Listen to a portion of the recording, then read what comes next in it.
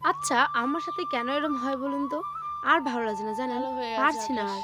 করতে সহ্য করতে অনেকটা মানে ধৈর্য হারিয়ে ফেলেছি জানেন? কিন্তু কি করা যায়? হাল ছাড়লে তো হবে না। জীবনে ২ বার সোনা হারালাম জানেন?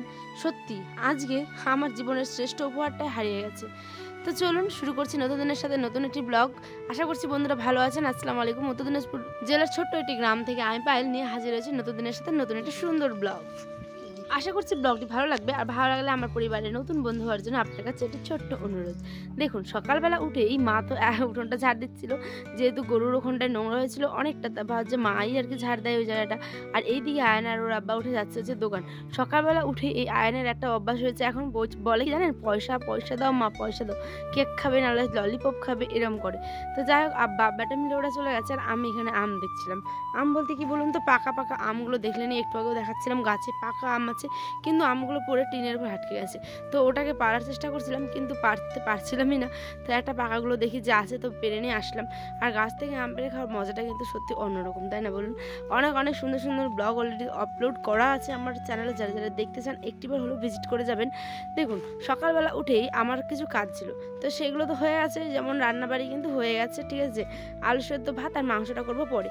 তো এখানটায় আমি ঘর বারান্দা সমস্ত কিছু ঝাড় দিয়ে নিচ্ছিলাম, যেহেতু বালি অনেক বাপরে। আর আয়নার আবার যেহেতু বারান্দাটাতে বাইকটা এনে রাখে, তো ওর গাড়ির চাকার সাথে প্রচুর ধুলো চলে আসে।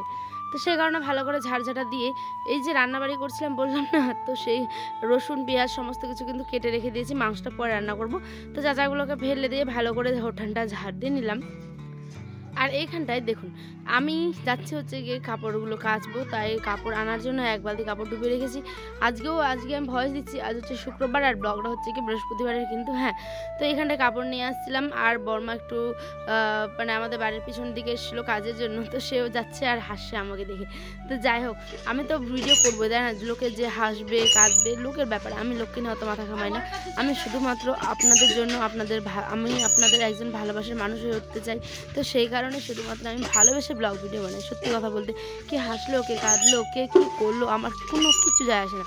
আর বিশেষ করে গ্রামে থেকে ব্লগ করি, তো একটু তো লোকের কথা আপনাকে শুনতে হবেই ভাই। আপনার যারা বিশেষ করে গৃহবধূ বা গ্রামের সাধারণ ঘর থেকে বিলং করি, ঠিক আছে, তাদের ক্ষেত্রে তো এটা মাস্ট, একদম লোকের কথা বলবেই যে করে হোক। জানেন এরম না অনেক সুন্দর ভিডিও অলরেডি আপনাদের উপহার দিয়ে রেখেছি আমি। এই যে গ্রামে কীভাবে কী করা হয়, ভুট্টা মারার গাছ, মানে ভুট্টা কাটা, ভুট্টা মারার যে মেশিনটা হয়, সমস্ত কিছু, সরিষা তোলা থাকে, ধান, সমস্ত কিছু, হ্যাঁ। একটিবার হলেও দেখে যাবেন বন্ধুরা, আমি আপনাদের আশায় মানে রয়েছি। প্রত্যেকটা দিন খুব কষ্ট করে একটা ব্লগ ভিডিও আপলোড করি, একটা ছোট্ট বাচ্চা নিয়ে, সংসার নিয়ে, প্রত্যেকে তাই করে। আমি আমার শুধুমাত্র আমার কথা বলছি না, কিন্তু কষ্টটা যার যেখান থেকে মানে যেরম, আমার কষ্টটা একটু অন্য রকমের জানেন। তো আমার বেবি যেহেতু খুবই ছোট, তো দেখুন জীবনে কিছু করার ইচ্ছে থাকলে না দেখবেন আপনার উপরে মানে একটা ছাতার মতো হাত থেকেই যায়। আর সেই ছাতাটা হচ্ছে আমার বাবা মা আর আমার শ্বশুর শাশুড়ি, আমার স্বামী। তো দেখুন এখানটায় এই যে সমস্ত কাজ তো বলতে দেখলেন করেই নিলাম।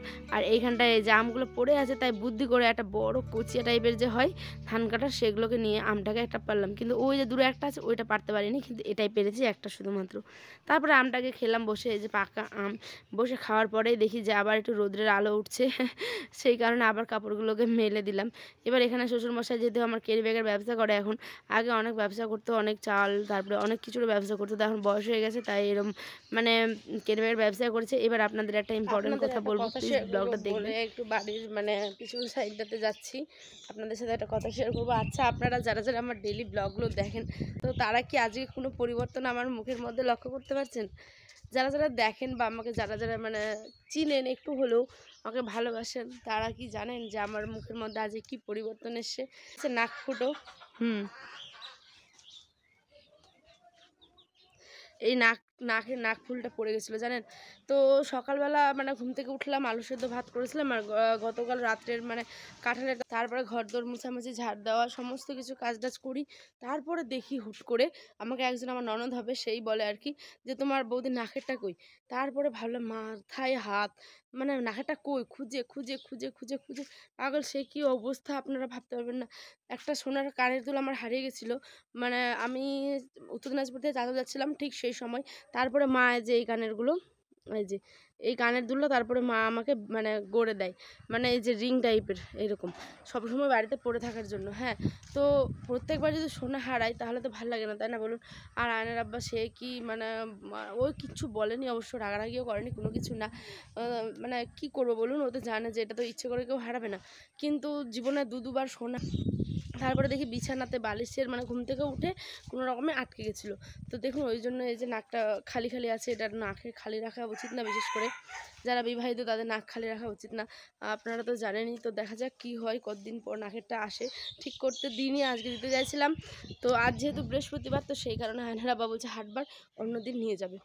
নেই না, নাকটা কেমন ফাঁকা ফাঁকা নাকেরটা লাগছে, তাই না বলুন? ভালো লাগছিল না। তো যাই হোক চলুন ঘরে যাই, এখন আয়ন ঘুমিয়ে আছে, নাহলে উঠে পড়বে। হাই, দূর দূর কালো, যা যা, হ্যাঁ যা যা। এ কি ওকে যেতে বলছি ওদিকে, ওই আসছে আরো আমার দিকে করে, দেখুন। তো চলুন আয়ন এখন ঘুমিয়ে আছে, যাই ঘরের দিকে। এই যে কালুরা এদিকে মানে মেঘের অবস্থা যেহেতু অনেক অন্ধকার হয়ে গেছে, তো